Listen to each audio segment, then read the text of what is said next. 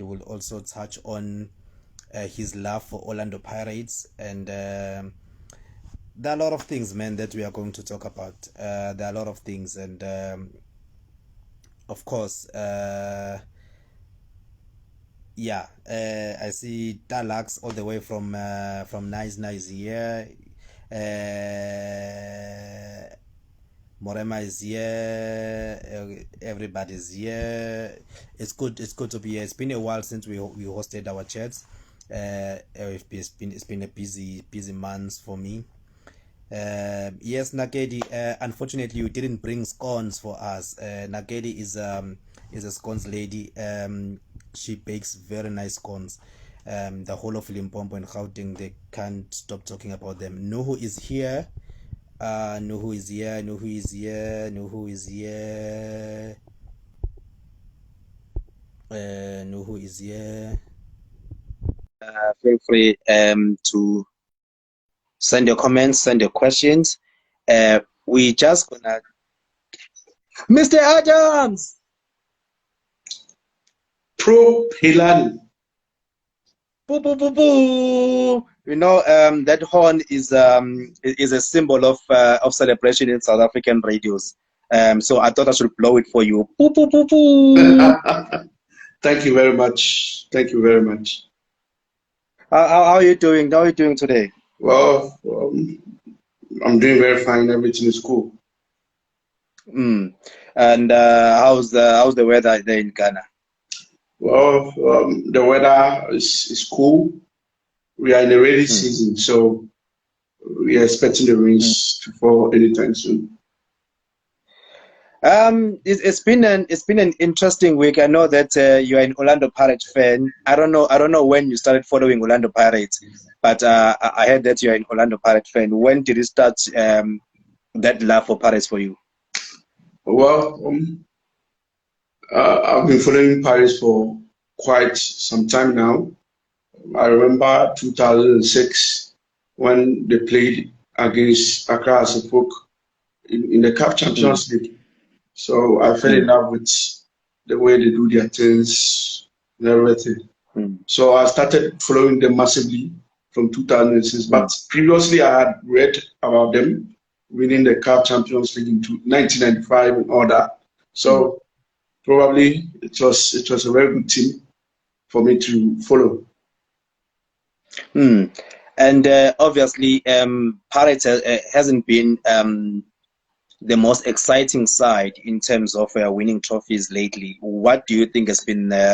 I know that they've just won the MTN 8 now, which is more or less like a preseason trophy, but they haven't won the major trophies. Your FA Cup, your League Cup, and your Premiership. What do you think has been the problem lately for Orlando Pirates? Well, MTN 8 can't be classified as a major trophy. I am one person who will never celebrate about winning MTN 8. No, thank you. That's a preseason competition or something of that sort. So I wouldn't celebrate. But the honest truth is that the African game is changing. You have to get the quality before you can compete. I don't think Orlando Pirates are getting the right quality to be able to compete. Yeah. And if you check how the CAF Champions League and the CAF competition have been going, all the teams that have been doing well are teams that have invested in getting quality players for their teams. Mamelodi Sundowns, TP Mazembe, Al Ahly, Esperance Sportive de Tunis, Wydad Athletic Club, Raja Casablanca. These teams are spending millions of dollars.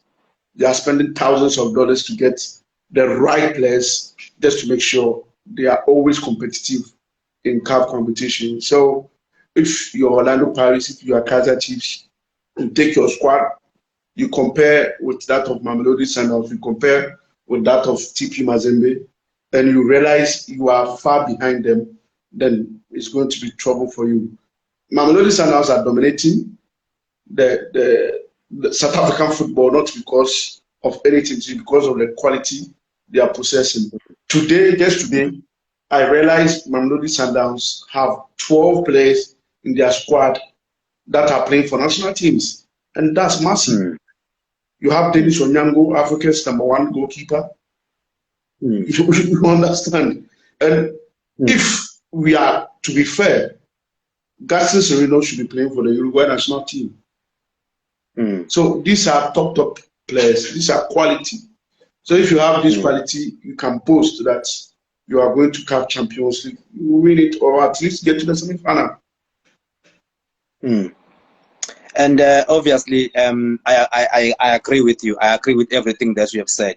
And when it comes to making signings, Orlando Pirates have been signing. If I were to use a political term, they've been signing average players. They've been signing players from mid-table teams.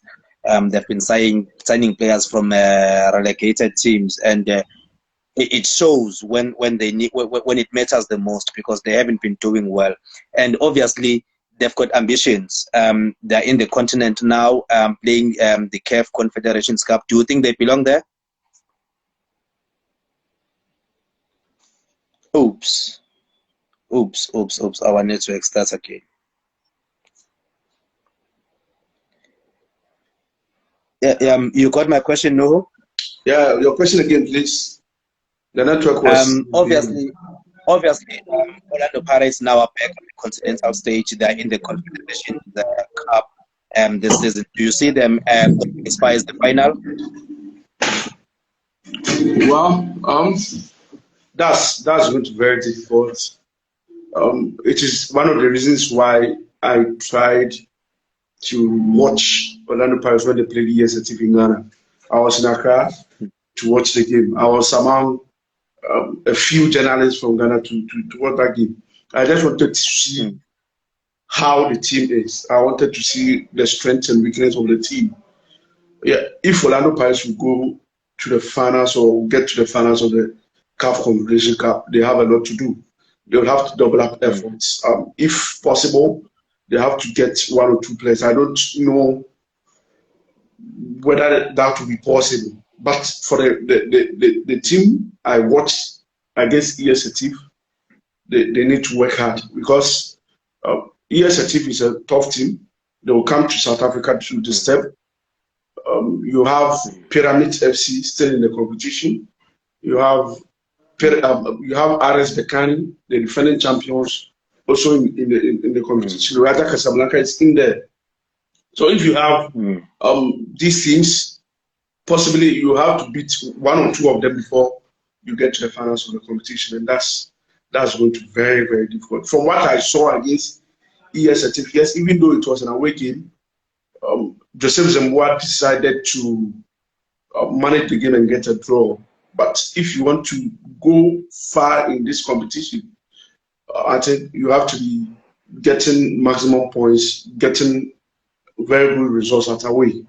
And against Ayimba, we also it had to take Orlando Pirates the last minute before they could get the match winner.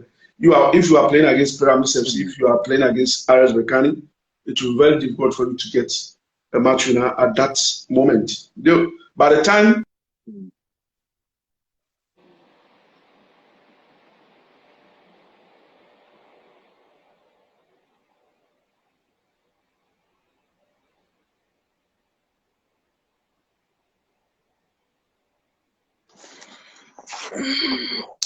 obviously, we keep losing Nuhu due to network issues. I'm not sure whether it is network or mine, but we keep losing Nuhu. Okay, we just lost Nuhu, but if you are joining our chat now, we are chatting to Nuhu Adams, African football journalist. If you have any questions that you would like to ask Nuhu about anything relating to African football, please feel free to post in the comment section. We're just gonna try to reconnect with him once again. Once again. Okay, he's still not back. Yeah, he was also telling us that as an Orlando Pirates fan, he did not celebrate the MTN 8 because he strongly believes that it is a preseason trophy. It's not worth to be celebrated. I didn't say it. He said it himself that he doesn't feel that it should be counted as a major trophy. So we were still discussing. The issue of Orlando Pirates in the Nuhu is back. Issue of Orlando Pirates in the CAF Confederations Cup. Yeah. Yeah, Mr. Adams, you are back. We lost you. Sorry about. Yeah, we are having issues with our network here, but I think I'll try manage. Okay. All right. No. Let's move forward. You received great compliments from the great Peter Mosimane. He spoke very highly of your work. How would you say his day has been like at Al Ahly this season in particular? Well, Pitso has done so well. You know, he carved a niche for himself. I believe it was the right decision for him to go to Ali because he had achieved everything he wanted to achieve in South Africa, winning domestic treble in his last season, winning the Nedbank Cup, the Telkom Knockout, and the DStv Premier League. So he had to move and try his expertise elsewhere for people to get to know who Pitso Mosimane was. So I loved the decision to join Al Ahly. When he joined Al Ahly, the season was almost over. We just had 3 games to finish the CAF Champions League. He did extremely well to win the CAF Champions League, and then try as much as possible to get a bronze medal at the FIFA Club World Cup. Yes, Ali didn't start the season flamboyantly as everybody was expecting, but I think they are doing quite well.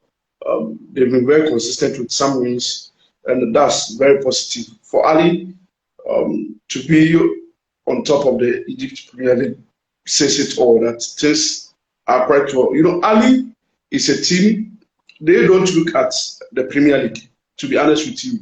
Ali always want to win the CAF Champions League, or at least get to the semi-finals for the CAF Champions League. Even if you drop from the Champions League, come to Confederation Cup and win it, they will still see you as a failure because they think their standard is the CAF Champions League always. So Pitso is doing so well. After 3 matches in the group stages, having lost to Simba SC, people thought it was going to be difficult for him, but he managed to get a very good scoreline in GR Congo against AS Vita. I know he will beat Simba at home and then get to Sudan to get a very good result against Al Merrikh too. When Ali advances from the group stages, that's where we will start to measure Pitso Mosimane, because at that time, that will be knockout stages. You win or you play. There will be no dodgy. We see whether you are so strong as many people believe Ali to be. So for now, I would say everything is okay with Pitso Mosimane. The people of Egypt respect him, and Ali fans love him. Everything is going well for him. One word answer. I just want one word answer. Who's winning this season's CAF Champions League? Very tough to answer. Very tough to answer. That's 4 words. One word answer. Who's winning CAF Champions League this season? Ooh. Unpredictable. I beg your pardon? Unpredictable. Unpredictable. No, it's fine. It's fine. I'll let you off the hook on this one. You've been seen as an African football source of information. Whenever people are looking for information relating to African football, they look for you. They look for your social media accounts. They go to your website and all those kind of things. Where do you get all these sources from? Ooh, that's an interesting question. Well, you know, I started to give African football a shot when I realized we are not doing much as journalists to raise African football. Everybody is doing Chelsea, everybody is doing Barcelona, everybody is doing Real Madrid. So why don't I take the mantle upon myself, brand myself with African football, so people will get information from me from African football. It's very challenging in African football. Information getting is one of the difficulties you do. But when I started this thing with the challenges and all that, I was still trying to get news from other places just to make sure I feed my people. Because of that, I always read from most websites in Africa. I go to Lesotho, I get some websites there, read stories. Morocco, be reading stories there.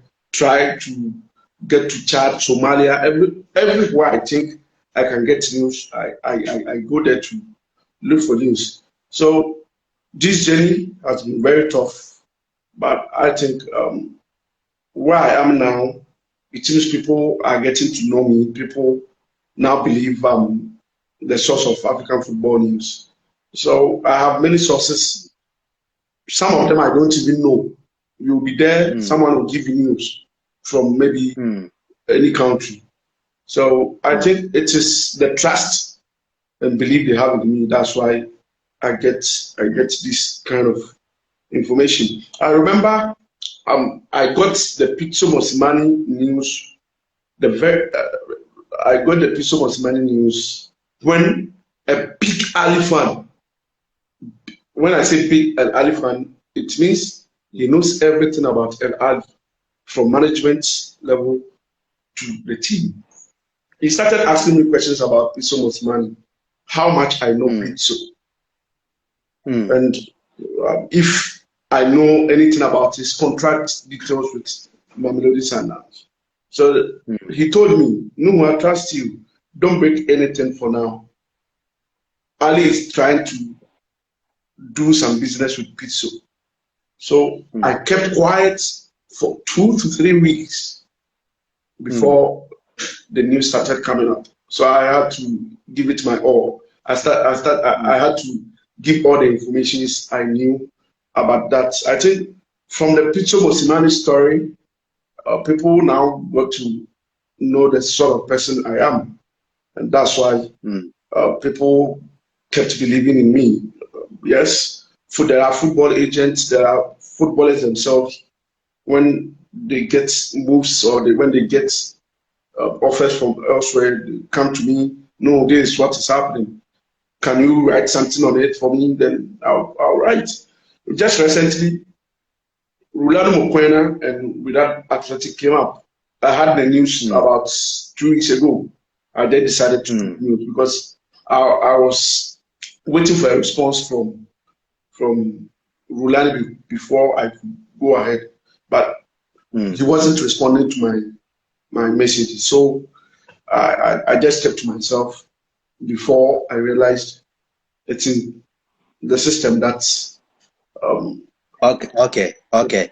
So you are saying to me the Rolando Mokoena to Morocco story is there? Yes, it's something that it is something we that Athletic Club have discussed. They are yet to make any approaches, but they've mentioned Rolando Mokoena's name in their discussions if they want a new coach after Fauzi Benzati. That is the news. Right.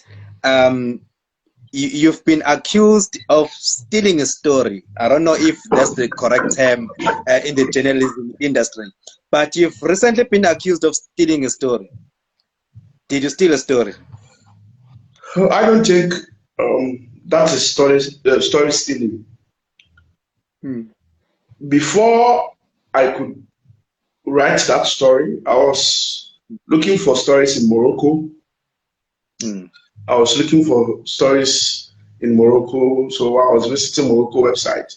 And because with that athletic club are in the same group with Kaiser Chiefs, they started to do stories about Kaiser Chiefs. So I don't know where they got the story, but they wrote that from their sources, Gavin Hunter has been given a task to do. If not, he will be sacked. So I took the story, started following it, and it was okay for me to tweet. Me, if I should steal a story, I have to steal word for word from the person. You know, journalism is about storytelling. You see news somewhere, you try to own the story by adding a few little information you have about the story, and that becomes yours. And character as well. Yeah, so honestly, I didn't see the story of Soka Laduma.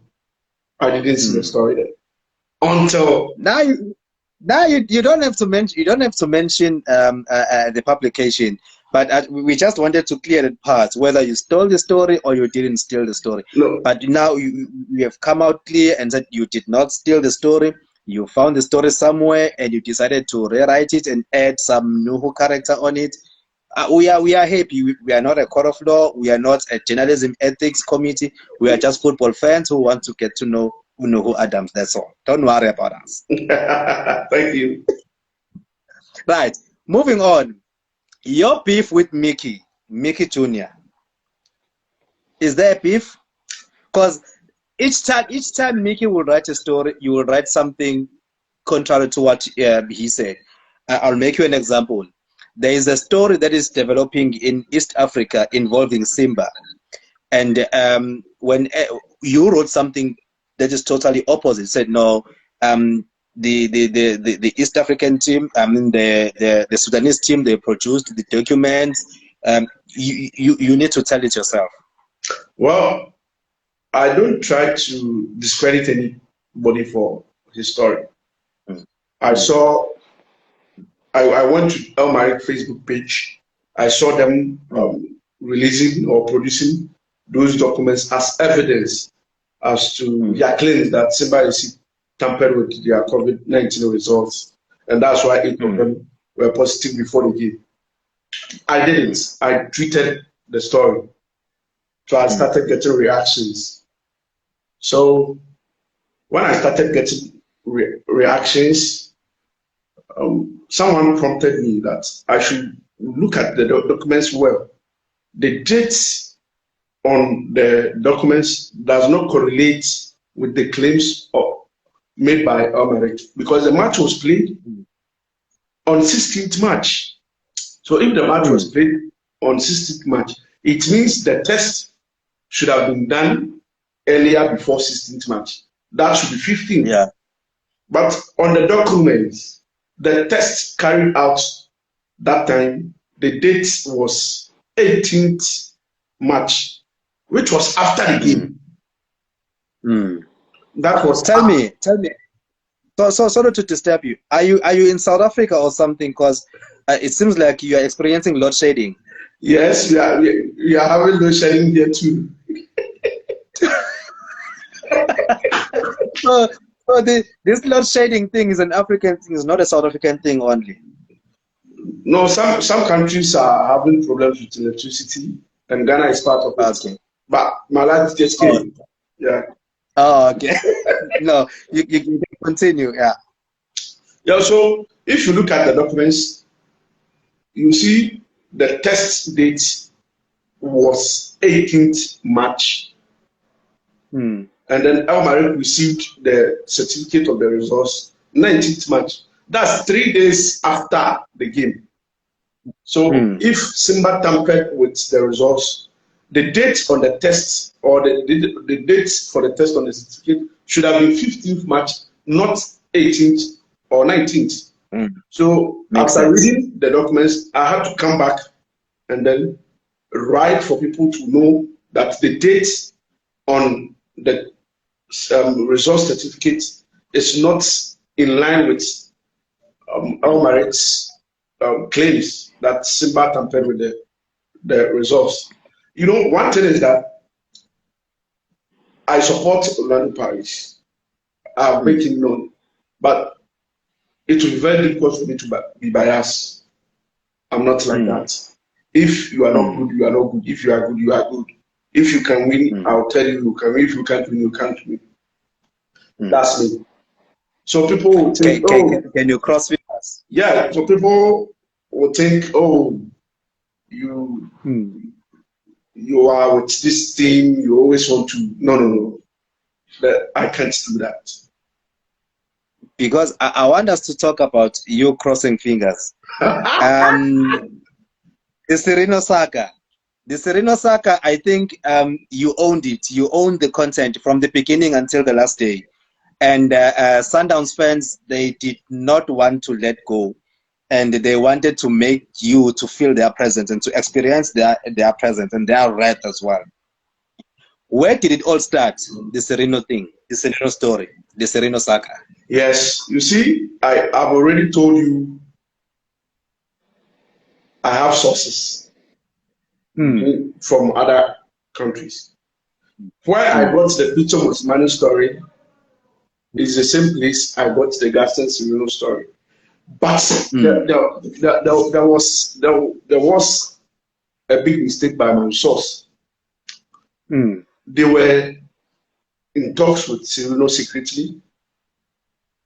So they should have finished or concluded everything with Sirino before they could give the story out. So when they came or they told me they've started negotiations with Sirino and Sirino has agreed to join Ali and all that, I tweeted about it.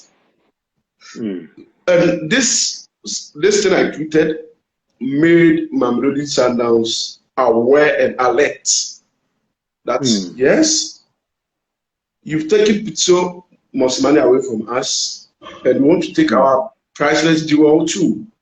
So we will try as much as possible, do everything possible to keep Gaston Sirino.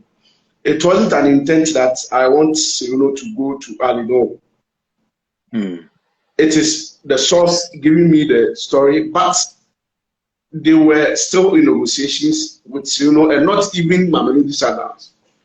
So they rushed to give out the news when they were not done.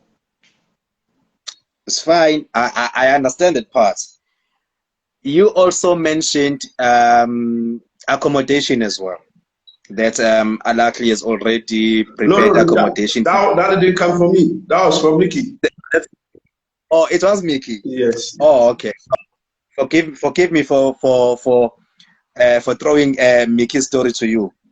But do you think had Sirino moved to Alakli, was it going to be a good move for him, or was it going to be a bad move for him? You see, it depends on the kind of player Sirino is. Yes, Sirino can go to Egypt, but might not succeed. We've seen big players go to Egypt and wasn't successful. We've seen top players go to Egypt and fail to make an impact. So it will be very difficult to predict if Sirino goes to Ali is going to be a success or not. But for his quality, you can say that he was just going to add a lot of bites to the Ali team. Because if you have Sirino, you have Mohamed Magdi Afsha, you have Junior Ajayi, Ali Dieng, it means you have the quality to conquer Africa and every other team. So, yes, that would have added some bite to their team. But to say he was going to be successful, that was going to be difficult. Because I remember Ali spent $2.5 million to sign Malik Evuna from Wydad Athletic Club. He came to Ali, he couldn't fit in, despite the money they spent on Malik Evuna. So it doesn't really matter. You can spend huge sums of money, but when the player comes and things are not the way it should be, it becomes very tough for the player to be successful. So Gaston Sirino, having played in South Africa, hasn't been successful in South Africa, knowing everything about South African football. I think staying at Mamelodi Sundowns or Mamelodi Sundowns, trying everything possible to keep him will help him as well. From what you heard from your sources, who knew everything about the negotiations between the secret negotiations which were happening between Sirino and Al-Ahly, who was leading the negotiations? Yes, Ali wanted a player. Ali wanted a player. And who no, negotiations? Ali didn't think of Sirino. Peter Mosimani mentioned Sirino to the Ali management or board. So they said, okay, Peter Mosimani is our coach. We want to do everything possible for him to win everything for us. So why not get him Sirino? So that was it. Our friend Mickey Jr. is also here. He just joined our chat. It's important that we acknowledge him. In case he get mentioned, he doesn't get offended. Mickey is my friend. I know that he loves African football just like you and me.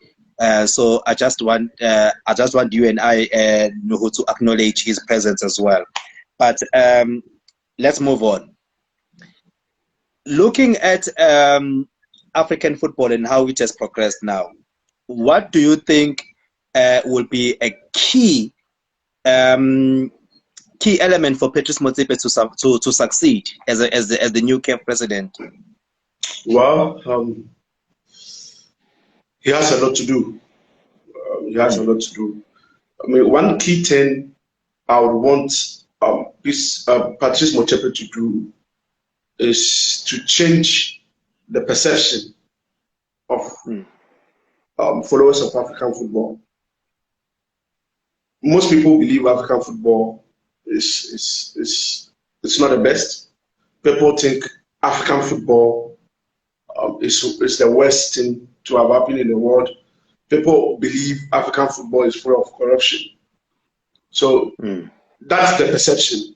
Whether true or not true, people believe in those perceptions. And when you keep on or you keep on entertaining perception, it turns out to be true, even though it is not true. So I want Patrice Motsepe to try as much as possible to change the perception by being accountable, by being transparent, and then making sure all corrupt practices or all cases that come before CAF, they will deal with those issues fair and square. Ahmad was doing well until some issues came up, and the way he handled it became very, very tedious for him to continue as CAF president. So the CAF job is one difficult thing everybody will take upon himself. But I believe Motsepe, as he has been successful with his businesses, with the right support, I think he can take African football to a level everybody will be happy with. Do you think he will get enough support from his deputies? Well, that's one problem, you know.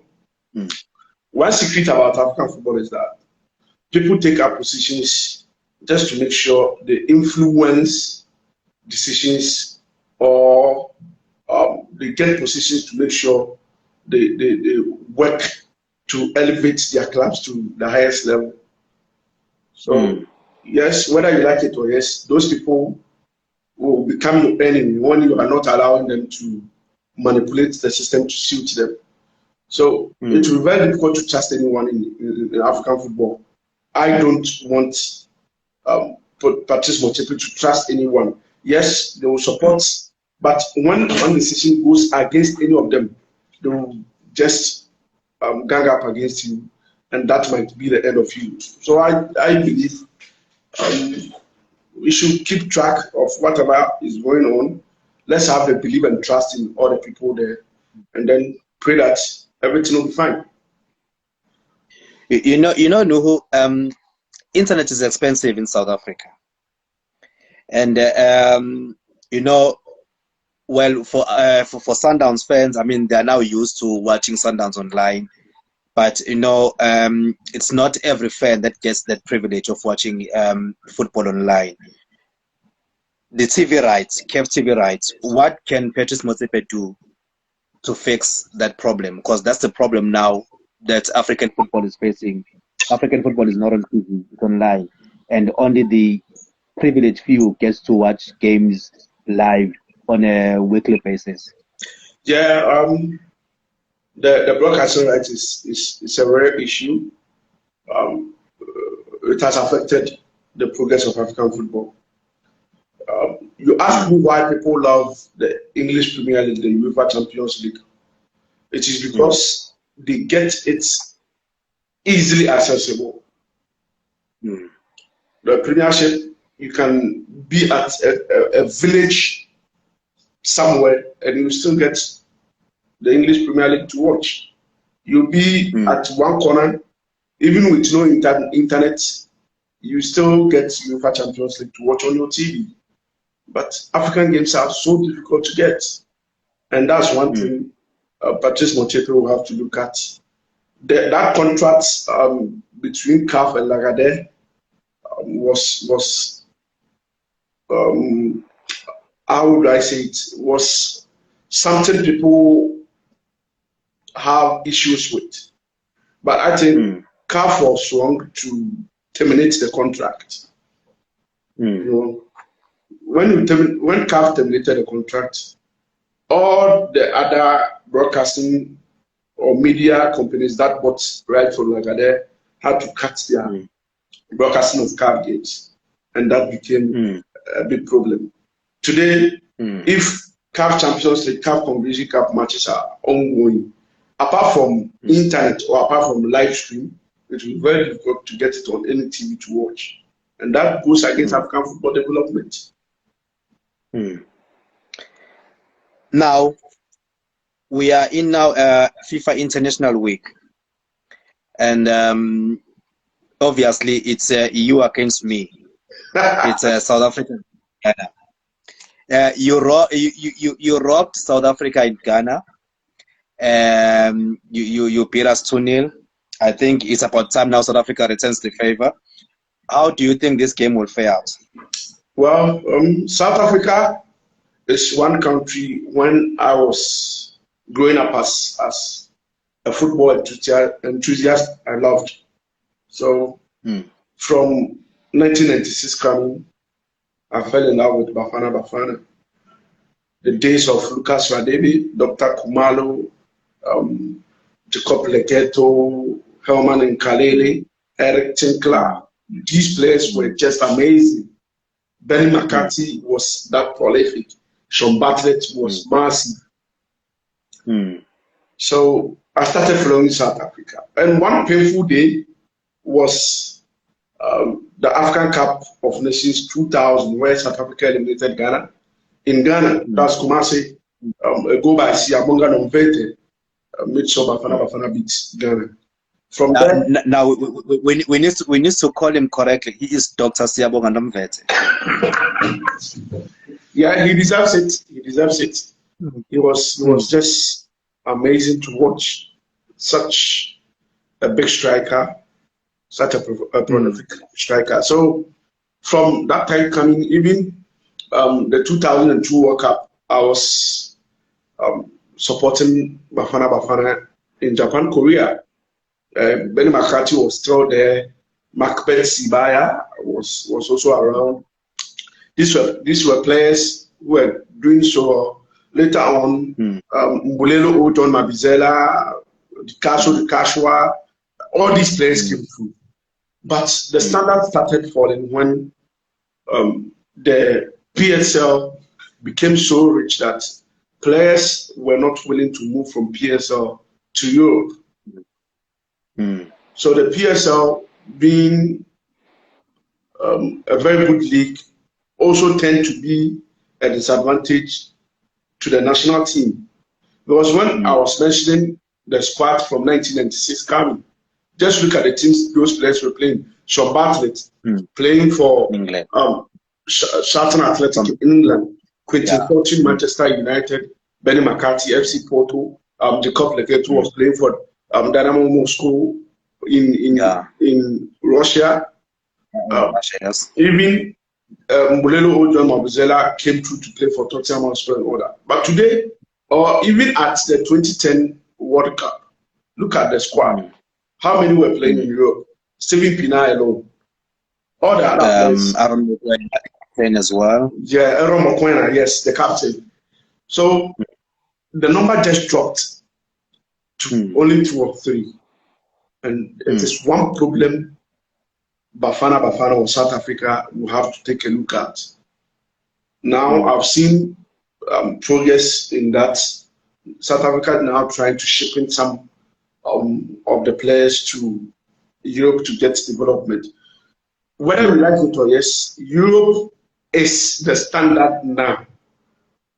Europe is the standard now. If you are playing in Europe, everybody believes you are at the pinnacle of football. When will African football be the standard? Because we've got tournaments like your under-17s, under-20s, your COSAFAs, your WAFU, your SECAFA, your CHAN. When will all these tournaments become the benchmark for African football development? Well, you know, age fraud or age cheating is one thing that is also affecting us. But you can't blame the people so much. You can't blame everybody for it. It is the system. The system is too poor that people take some time before they grow. Someone will have the talent, but might not get the opportunity until he's 2021. So in order to get opportunity to travel abroad, you have to drop the age from, let's say, 20 to 17, because the agents at that time might be required for a 17-year-old. So you have to go, or you have to change the age and all that. So you take mature and experienced players to under 17 and under 20 and think we are having future ahead of them. But the time they are playing the under 17 and under 20 is the time they are in their future. So after the under 17 and under 20, the progress becomes very, very difficult because they are already past their maturity and all that. So yes, these things are part of the reasons why African football growth is some way. But I think gradually some countries are learning. Mali, for instance, are learning. They are now picking players from their young age, keep them in academy, give them very good nutrition, give them very good diet, and then they go and grow up. So by the time they play under 17 and 20, you see they have the height, they have the strength and everything. Not particularly about their age, but you see progress. Do you think Africa will win the age cheating problem? It will be very difficult. Let me use my country as an example. In my country, that's Ghana, you can change your birth certificate at any given time. Yes, there are so many people who don't even have birth certificate. So when they go to the birth and death secretariat to do their certificate, the people will only rely on the age or the dates given by whoever is coming to do. So me as an example, if I want to do a birth certificate or a new birth certificate, I go to the office, I tell them I was born in 1992 or 1995, then they'll believe. There's nothing to check. There's no record keep. that has been kept. So cheating will always be something difficult to beat in Africa. I want us to accept that this is the system we are in. This is what we are into. Let's accept the system and then move on. Have you ever read the Teko Modise book? Yes, I've read, but not all of them. I started reading a few of the pages, but I have to get time and read. No, okay. You must remind me. I will show you a story about a certain player who went and changed his ID before the match started, and he got a new ID. I know one story in South Africa. When I think that was in the early 2000s, and it was involving Thomas Kwenaite. Yeah. Yes. Yeah. I remember South Africa were to go to France to play a football competition under 15 football competition, and to the surprise of many people, a fourth-year university student was captain of that under 15 team. How can a fourth-year or a final year student of the university be under 15? It's impossible. It's impossible. Yes, so it's impossible. You see, these things, there are so many stories you can tell about. But one thing is that when you cheat the system and you don't cheat the system well, you will never progress. You will never get to the level you want to get. There are so many examples you can give. African clubs hiring European plumbers, European fishermen, European painters, making them coaches in our leagues. What's your opinion on that? Well, it's all about perception. We've created this perception that the white man is always good, the white man is always the best. So when we see white men, we start to shake. We think we've seen God. So that perception has eaten into our mindset, our mentality, and everything. But we've seen coaches who have come from their countries to build their city in Africa. Most of them come to Africa with no track record. They come to Africa, win one league, and they blow up. They will be traveling from country to country in Africa. But one thing I always tell my people is that, let me take Ghana as an example. You remember the coach who took us to the 2010 World Cup, where we nearly got to the semi-final. After Ghana, did you see the coach any top side in the world? He ended up coaching in Thailand and those areas. So it should tell you the kind of coach he was when arriving in Ghana. You see, even the one who coached South Africa post the 2010 World Cup, Santana, he is now a comedian. Just imagine. So it is perception. So they try to take advantage of our perception, then come to build their CV and then go back. African Super League, the 20 teams, $20 million US dollars per team. No, come on, tell us about that. Well, that's the story. That's something coming from Gianni Infantino.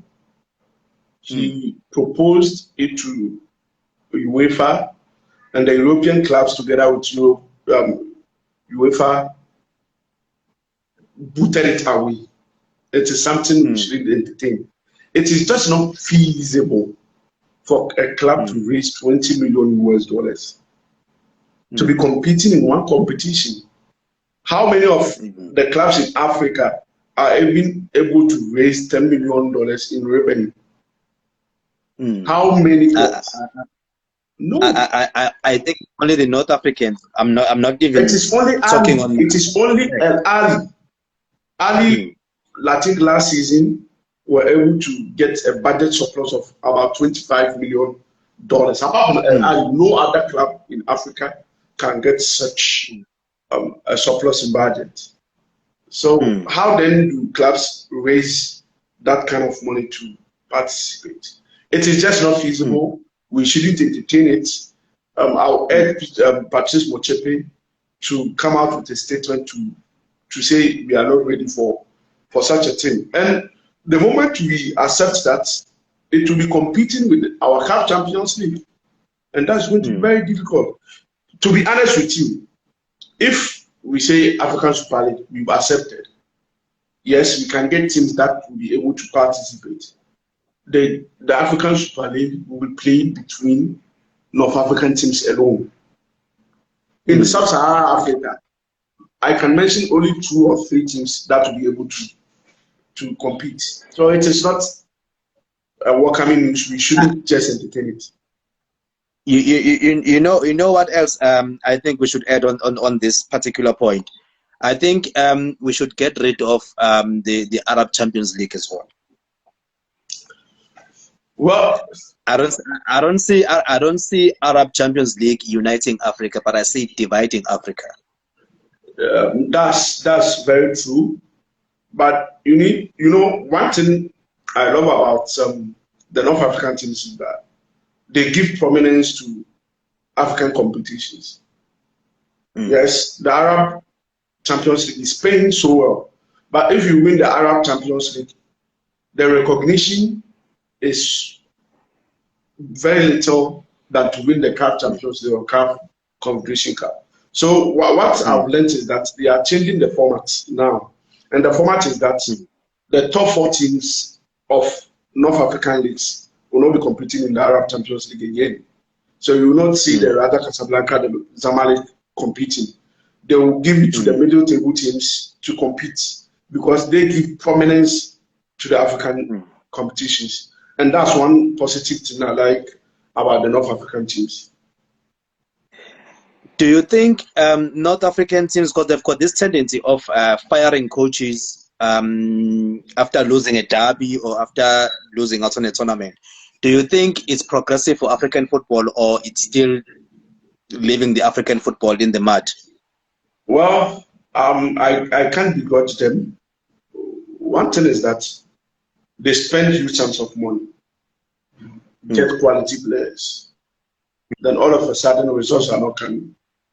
Whether you like it or not, whether you are Jose Mourinho, whether you are Pep Guardiola. But look at Raja. Look at Raja. They just lost 2-0 to Wydad, and they are thinking of firing their coach. Is that fair?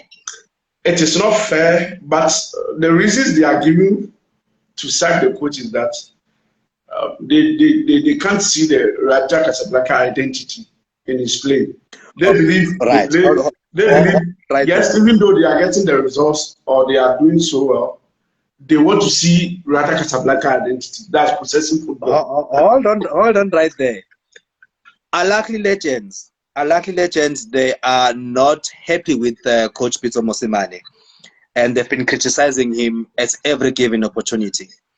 They don't see Alakli identity, so they claim. Do you think if Alakli fails to beat Zamalek, Pitso will be gone?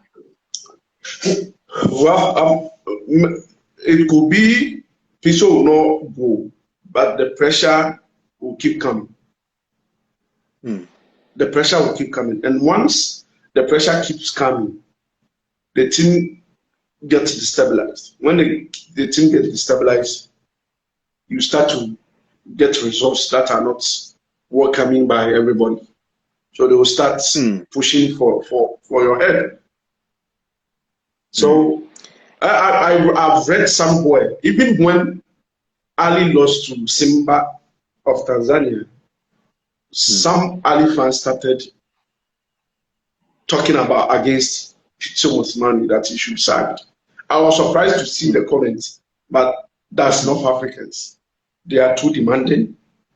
And it's because they spend huge sums of money. Imagine Ali spending $6 million to sign Hussein El Shahat from Al Ain in UAE, and he will come and will be beaten by Simba AC, who might probably be having a revenue less than even a salary of their players. So who might also be faking COVID results.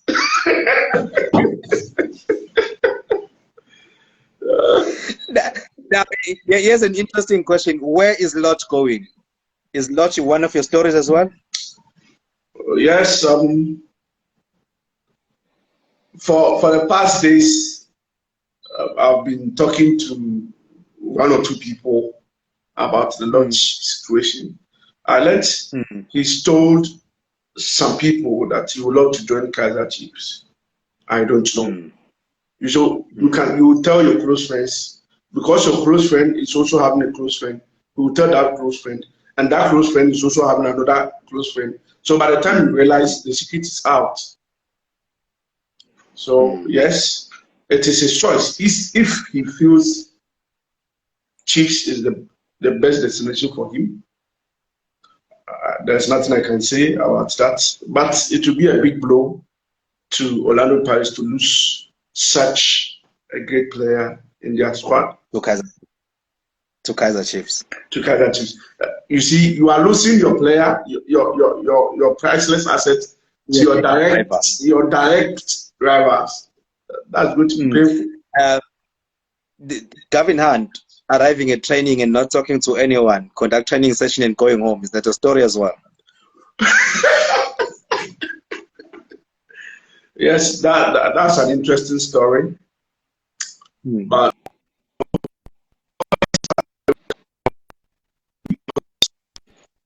oh no.